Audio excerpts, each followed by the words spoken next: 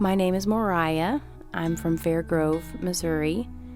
My daughter Nora was born on May 23rd, 2015 at 22 weeks, 6 days gestation. The doctors and the nurses have told us how extremely rare it is for her to be doing as well as she is. This doesn't happen. A baby that's born at 450 grams, which is just a whisker under a pound, they don't live. Unfortunately, the majority at her gestational age don't get to be as happy as what her parents are. You know, for every 5 moms and for every 5 Noras, there's probably going to be 95 who don't make it and have problems. So it just reminds me, yes, that this is a miracle. The special thing about her is she's kind of a spokesperson for all those babies as early as her and their families of the ones who didn't make it. It's really strange. It doesn't feel real sometimes, but then sometimes I'll be talking to her or singing to her, and she'll give me a little smile, and then it's real. The size doesn't matter at that moment. We have been here 16 weeks and a couple days. A summer of staying at the Ronald McDonald House, juggling babysitting duties for our 2-year-old son. When we began this journey, and I knew that it could possibly be 4 months of us being in the NICU, I could not see an end to it. I couldn't imagine that there might be an end to it. It feels like we're never going to go home, even though I know that's not true. I know we will.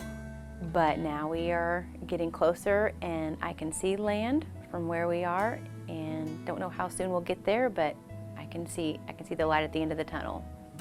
Last Friday, Nora pulled her feeding tube out of her nose, and so she kind of catapulted us into seeing if she can breast or bottle feed only and not get any extra milk at the end through her gavage, through her feeding tube.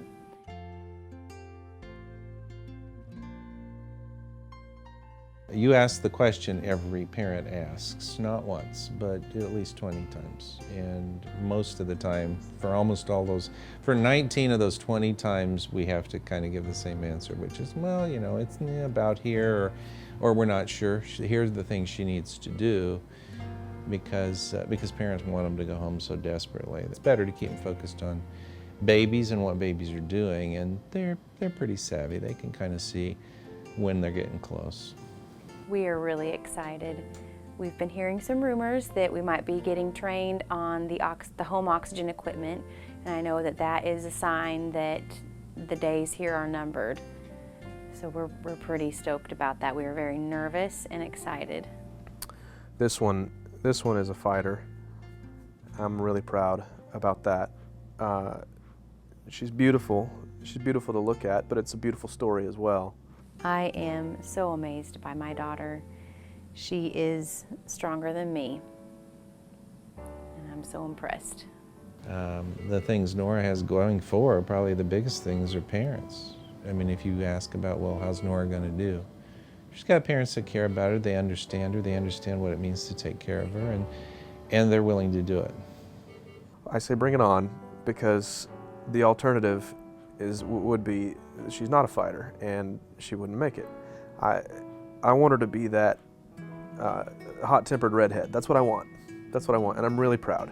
And these are the stories we like to tell, and that people like to see, and they should like to see these sorts of and hear these kinds of stories, because it's why we do what we do.